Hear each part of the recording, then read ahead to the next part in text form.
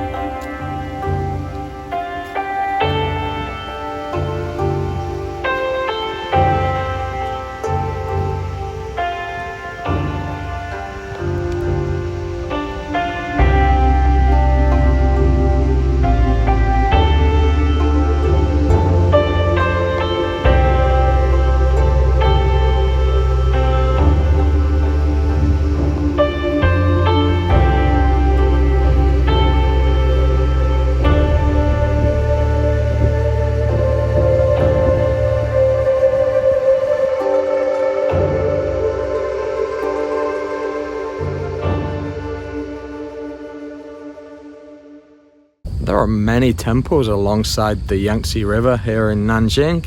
The one I'm stood in front of is probably one of the smallest of them all. This is known as the Dragon King Temple. The banner you can see to the left hand side of the door is thanking the gods for a frost-free autumn, and the banner to the other side is thanking the gods for rain before spring, which can help the crops grow.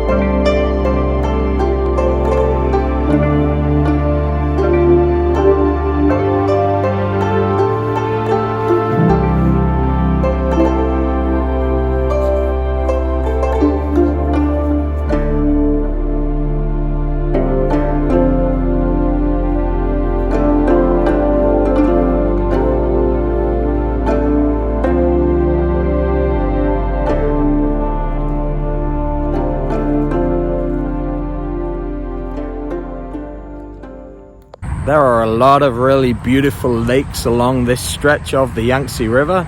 This one I'm stood beside now is one of the longest and my favorites because it is just so peaceful here. You can hear the sound of the birds in the trees nearby. Occasionally a fish will pop up above the surface of the water, and there's a gentle hum of the boats traveling along the Yangtze River about 600 or 700 meters away behind the trees.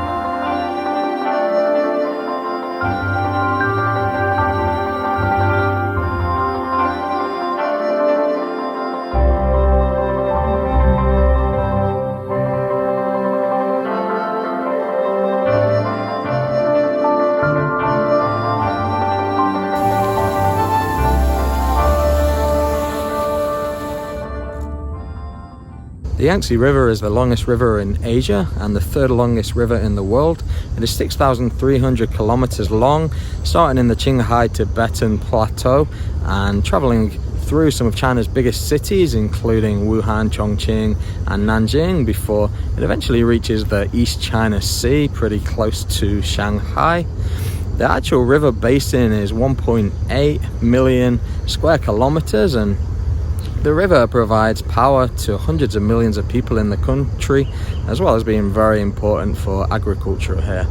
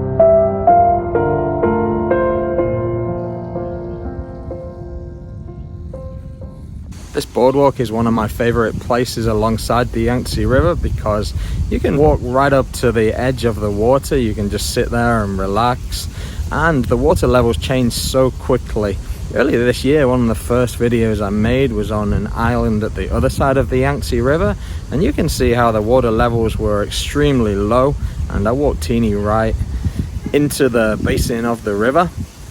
The footage I took in this video of Teeny walking along this boardwalk was taken around 4 or 5 days before the footage you're going to see in the next clips. Water levels rise and fall here so quickly, with the tide reaching its highest point around July when it's the rainy season, and in the middle of winter the levels are very, very low.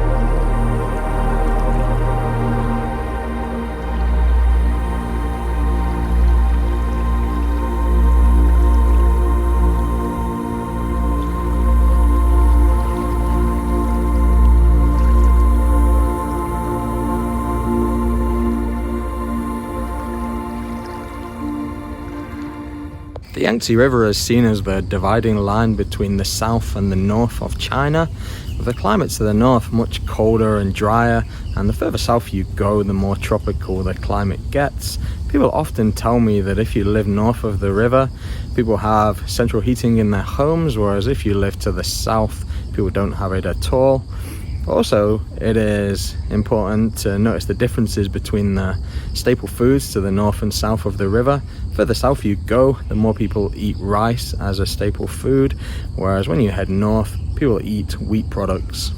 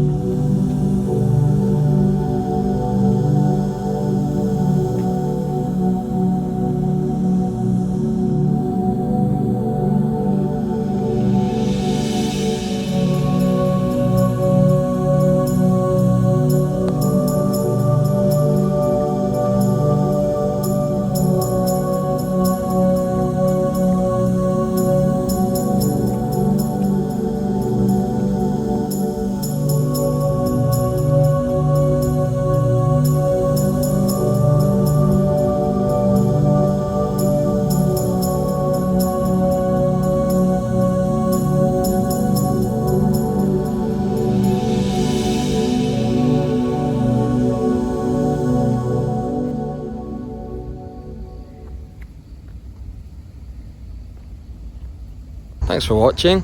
Please remember to leave a comment below. Let me know what you think of this section of the Yangtze River, and don't forget to like and subscribe.